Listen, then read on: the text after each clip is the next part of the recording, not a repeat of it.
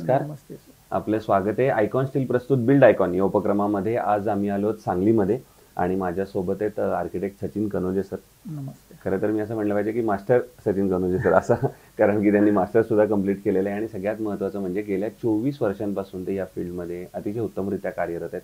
मग त्याच्यामध्ये अनेक रेसिडेन्शियल प्रोजेक्ट्स आहेत, कमर्शियल आहेत, इंडस्ट्रियल, इन्स्टिट्यूशनल, एज्युकेशनल अशा वेगवेगळ्या प्लॅटफॉर्मवर त्यांनी काम केलेलं आहे. आणि जेव्हा एखाद्या व्यक्तीचा इतका मोठा अनुभव असतो तेव्हा त्यांच्याकडे सांगण्यासारखं तेवढ्याच असतात. अनेक प्रोजेक्ट्सबद्दल त्यांच्याकडे बोलण्यासारखं असतं.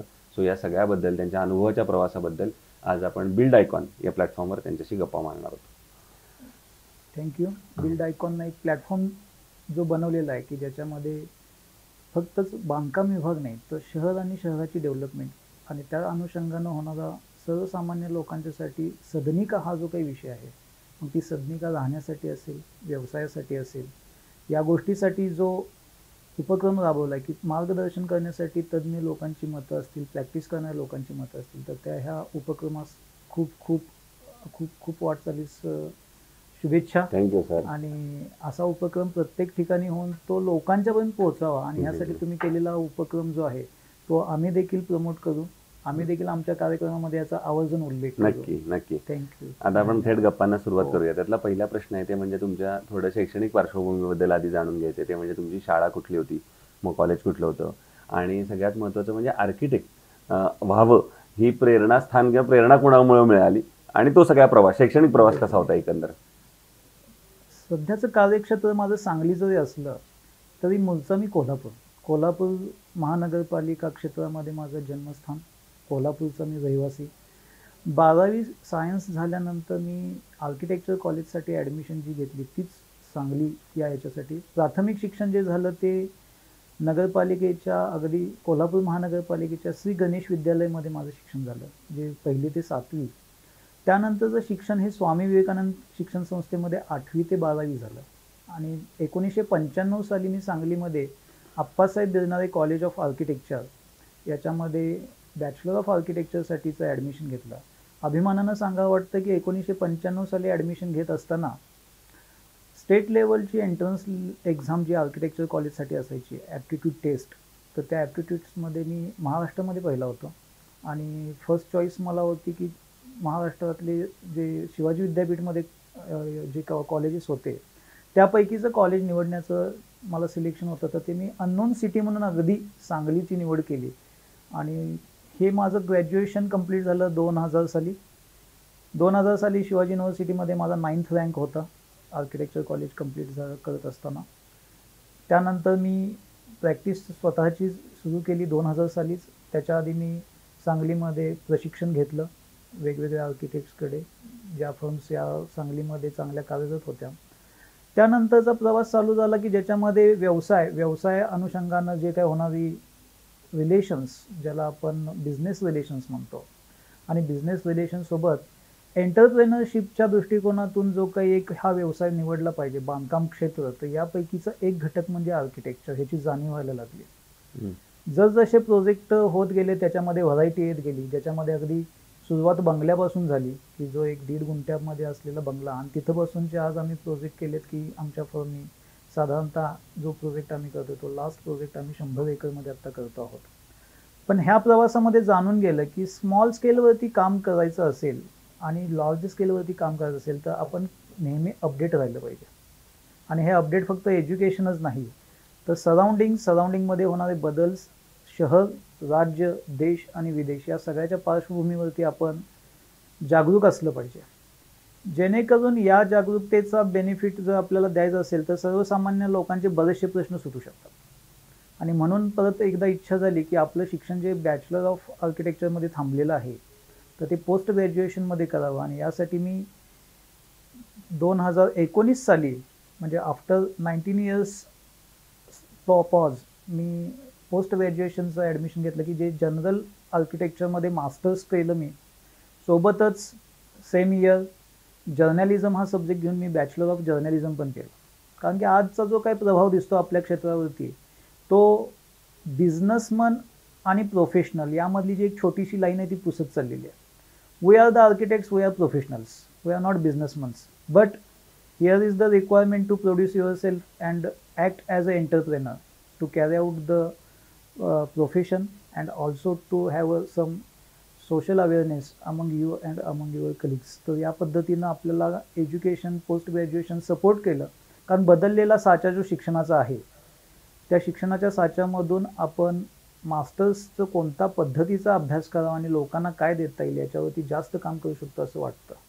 त्यामुळे डिग्रीसोबतच पोस्ट ग्रॅज्युएशन करणं गरजेचं आहे. पण आजचं जी बांधकाम स्थिती आहे, बांधकामाचं क्षेत्राची जी उलाढाल आहे एकूण, याच्यामध्ये एकूण असलेले लोकांचं कॉन्ट्रीब्युशन, इन्व्हेस्टमेंट, इकॉनॉमी, देशाची, राज्याची, गावाची आणि प्रत्येक व्यक्तीची, तर याच्यासाठी MBA सारखे कोर्सेस देखील याच्यात इंट्रोड्यूस व्हायला हवेत असं जाणवून येतं. वा, क्या बात आहे. फारच सुपर्ब अकॅडमिक ग्राफ होता तुमचा. आणि सगळ्यात शेवटचा पॉईंट तर त्याहून महत्त्वाचा होता, कारण या सगळ्या बिझनेसला मॅनेजमेंट हा बेस आहे. Definitely. आणि त्यामुळे MBAचं प्रशिक्षण किंवा त्याचे काही करिक्युलममध्ये Basics लोकांना माहिती असणं असले पाहिजे. गरजेचं आहे.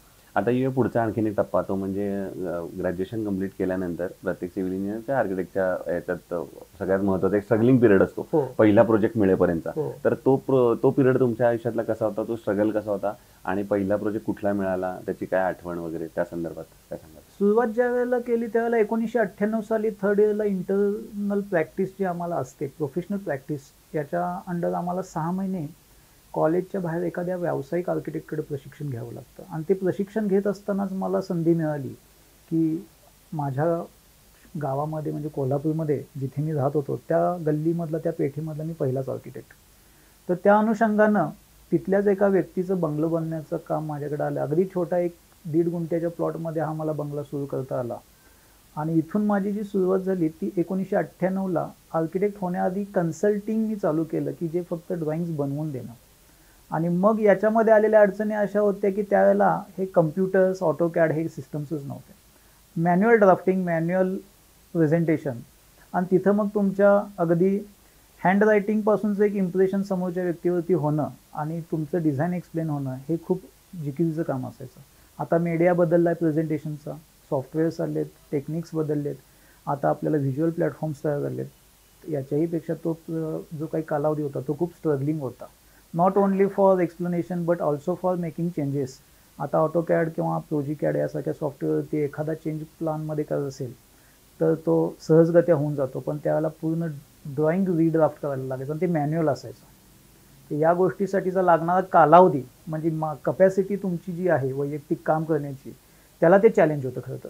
म्हणजे एका दिवसामध्ये तुम्ही किती ड्रॉइंग्स प्रोड्यूस करू शकता, किती प्लान बसवू शकता, आणि ते देखील मॅन्युअल ड्राफ्टिंग करताना, दॅट वॉज रिअली चॅलेंजिंग. तर हा फरक मोठा आहे. आता या काही तांत्रिक प्रश्नांकडे, त्यातला पहिला प्रश्न आहे ते म्हणजे या भागात जिथं आपण काम करतो तिथं अकुशल कामगारांचं प्रमाण फार मोठं आहे. हो. आणि बऱ्याचदा अकुशल कामगारांकडून काम करून घेणं हे धोकादायक सुद्धा ठरू शकतं. तर तुम्ही ही सगळी परिस्थिती कशी हाताळता आणि कसं बघता त्या सगळ्या परिस्थितीकडे? सद्यस्थितीमध्ये अगदी छोट्या स्केलचा प्रोजेक्ट आणि मोठ्या स्केलचा प्रोजेक्ट हे दोन गोष्टी मार्केटमध्ये जास्त प्रभावी जातात की ज्याच्यामध्ये काम कुणाला दिलं जातं.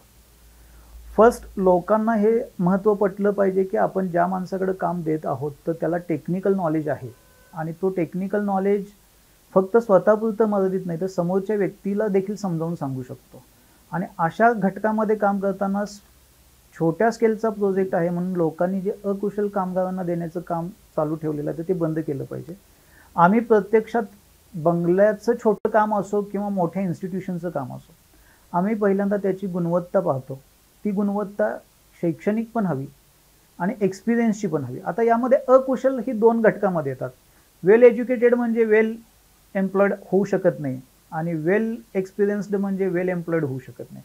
So you have to tally both of the conditions, education as well as experience, and then you have to decide की बाबा या व्यक्तीचं जो ग्रास्पिंग पॉवर आहे तो काय आहे, आणि त्याच्याबद्दलचं मटेरियल हँडलिंगचं नॉलेज जे आहे ते काय पद्धतीचं, आणि मगच आपण त्याच्यावरती ही कामाची जबाबदारी सोपवणं योग्य आहे. बट ज्यावेळेला अकुशल कामगार जरी आपण एखादा घेतला की जो एक्सपिरियन्स्ड आहे, तर तिथं सल्ला असतो की तुम्ही प्रत्येक वेळेला टेक्निकल पर्सनची नियुक्ती करावी आणि त्याच्या सुपरविजन खाली त्या अकुशल पण एक्सपिरियन्स्ड कामगारांनी काम करावं.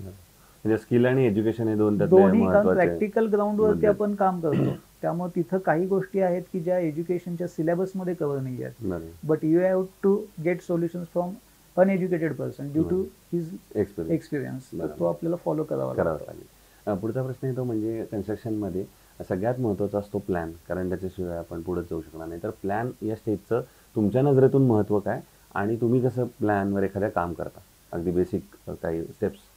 कोणत्याही गोष्टीवरती प्लॅन करणं हे जर विचार केला तर आपण आपली अगदी साधी सुट्टी जरी करायची म्हटली तरी प्लॅन करतो. म्हणजे असं नाही म्हणता येणार की एखाद्या बंगल्याचा किंवा एखाद्या बांधकामासाठीच फक्त प्लॅन केला जातो. आज मे महिन्याची सुट्टी असते आणि मे महिन्याच्या सुट्टीमध्ये जर तुमची फॅमिली विचारते की बाबा नाही आपल्याला ट्रिपला जायचं आहे, मग तुम्ही काय करता तर प्लॅन करता. There is a difference between plan and design. First what we have come to know की बाबा प्लॅन आणि डिझाईनमध्ये काय फरक आहे. प्लॅन इज अ सिस्टम की ज्याच्यामध्ये रिक्वायरमेंट्स आणि आपल्याकडचे अवेलेबल जे काही मटेरियल्स, ज्या काही गोष्टी आहेत त्याची आपण रचना करतो. आणि डिझाईन हा असा पार्ट आहे की ही जी काही आपण प्लॅन केलेलं आहे ते मेमोरेबल बनवण्यासाठी, आयकॉनिक बनवण्यासाठी जो प्रयत्न करतो, जो की आपला ब्रँडमध्ये आलेला आहे आयकॉन स्टील. तर या पद्धतीनं जी आयकॉनिक बनण्यासाठी जी क्षमता लावतो ती डिझाईन प्रोड्यूस करते. सो प्लॅनिंग हे खूपच महत्त्वाचं आहे. अनप्लॅनड ट्रिप जिथं सक्सेसफुल होत नाही तिथं अनप्लॅनड बांधकाम हे तर खूपच धोकादायक आहे. बरोबर. त्यामुळे आपल्याला त्याच्यावरती भर दिलाच पाहिजे. दुसरा पुढचा एक वेगळा प्रश्न जो आपण पहिल्यांदा सुरुवातीला गप्पा मारत असताना बोलत होतो ते म्हणजे एक आर्किटेक्ट म्हणून आणि इतक्या वर्षाचा एक्सपिरियन्स म्हणून एक वेगळा प्रश्न असा आहे की सांगली जिल्ह्याच्या विकासाचं व्हिजन म्हणून जर तुम्हाला विचारलं तर एक आर्किटेक्ट म्हणून तुमच्या डोळ्यासमोर कुठले मुद्दे येतात ज्या मुद्द्यांवर आता काम झालं पाहिजे खरं तर, किंवा पुढच्या 10-15 वर्षात काम करणं फार गरजेचं आहे? तर असे काही तांत्रिक मुद्दे किंवा काही सेक्टर सांगू शकाल? येस, बेसिक सांगली जिल्ह्याची जडणघडण जर बघितली तर या गोष्टीमध्ये 1995 पासून मी सांगलीमध्ये आहे आणि 1995चा इरापासून आज 2025 पर्यंतचा जर भाग बघितला तर पश्चिम महाराष्ट्र आणि पश्चिम महाराष्ट्रातली ॲग्रो प्रोड्यूसची सगळ्यात मोठी बाजारपेठ जर होती तर ती सांगली होती. पण आज तिला जी याची लॅकून आहे आणि याचा इफेक्ट बांधकाम क्षेत्र आणि शहर आणि शहरी जीवनावरती जो दिसतोय त्याचा विचार करता सोल्युशन आर्किटेक्चरल किंवा प्लॅनिंग किंवा बांधकाम क्षेत्र याच्यातून जर आपण पाहिलं तर स्पेसिफिक सिटीमध्ये मूलभूत सुविधा असणं खूप गरजेचं आहे. पैकीचा जो भाग आहे एक्सपान्शन होत असलेली उपनगरं, त्यांची कनेक्टिव्हिटी, त्यांचे असलेले इन्फ्रा, ज्याच्यामध्ये सगळ्यात मोठा भाग येतो तो म्हणजे रस्ते, ड्रेनेज सिस्टम्स, पिण्याच्या पाण्याची सुविधा आणि त्यांच्यासाठी असणारं लोकल ट्रान्सपोर्टेशन.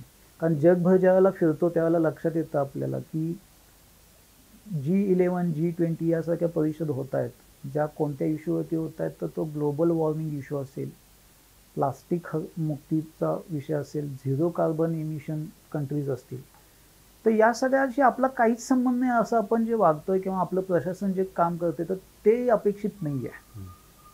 ग्लोबल रीचमधले मुद्दे आपण आत्ता जर आत्मसात केले तर मोठ्या होणाऱ्या नुकसानीपासून आपण बाजूला हो.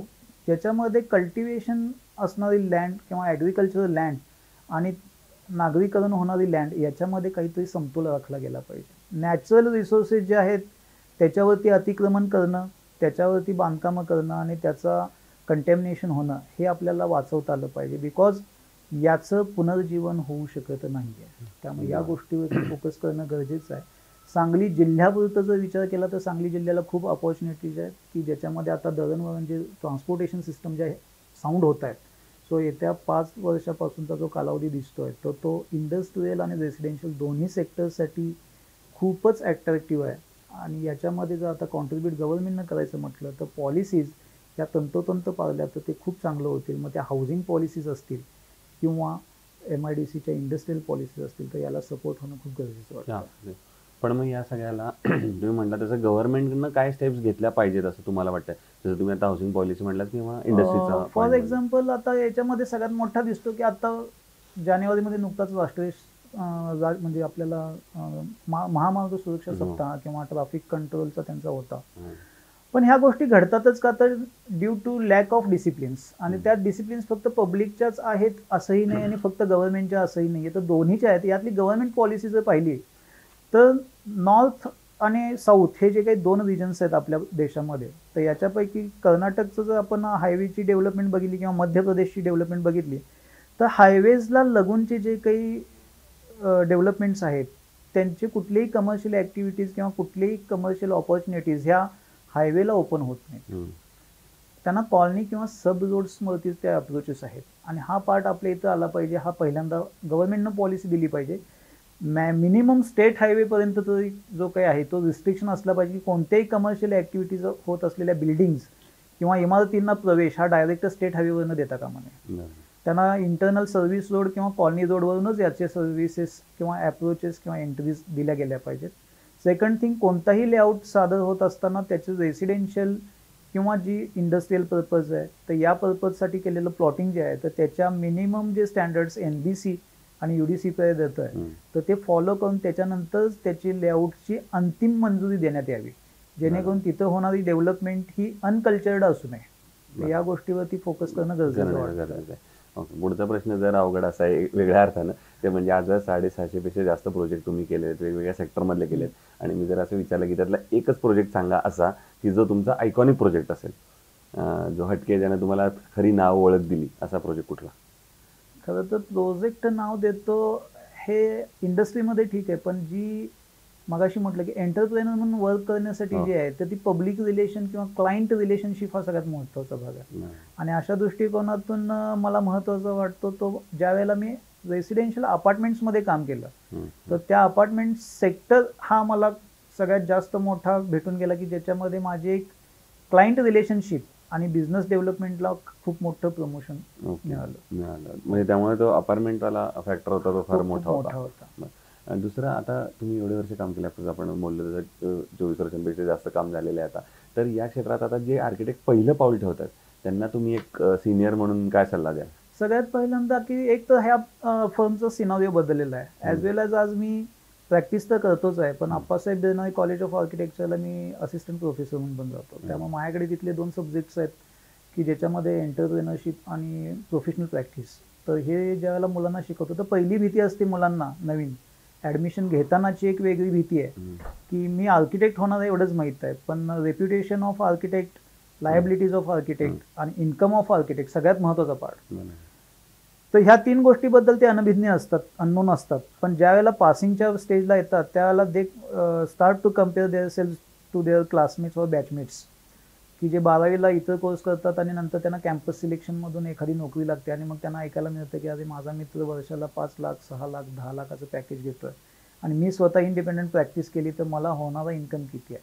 तर माझं एवढंच सांगणं असेल की नोकरीपेक्षा बिझनेस हा कधीही मोठा, आणि हे करत असताना आयुष्याची सुरुवातीची 2 वर्ष आपल्याला त्याच्यामध्ये डेडिकेटली जर वर्किंग केलं तर आपलं हे पॅकेज कोटीच्या घरात असू शकतं. आणि so you have to maintain your patience along with prompt practice, self practice जी काय ती कुठल्याही मोहामध्ये अडकू नका की ज्याच्यामध्ये ऑफर्स तुम्हाला या मार्केटमध्ये प्रचंड आहेत, तर त्यामध्ये न अडकता तुम्ही फक्त प्लेन प्रॅक्टिस करा and the world is yours. क्या बात. दुसरं, कन्स्ट्रक्शनमध्ये जेव्हा स्टील निवडायची वेळ येते तेव्हा तुम्ही काय साधारणपणे पॅरामीटर किंवा काय गुणवैशिष्ट्य बघता आणि मग ठरवता की हे स्टील चांगलं आहे, हे वापरलं पाहिजे? बेसिक स्टील सिलेक्ट करत असताना याच्यावरती जो आम्ही पॅरामीटर्स बेसिक जे घेतो त्याच्यामध्ये लेंथ ऑफ मटेरियल आणि त्याचं वेट, याचं जे प्रपोर्शन आहे ते सगळ्यात महत्त्वाचं.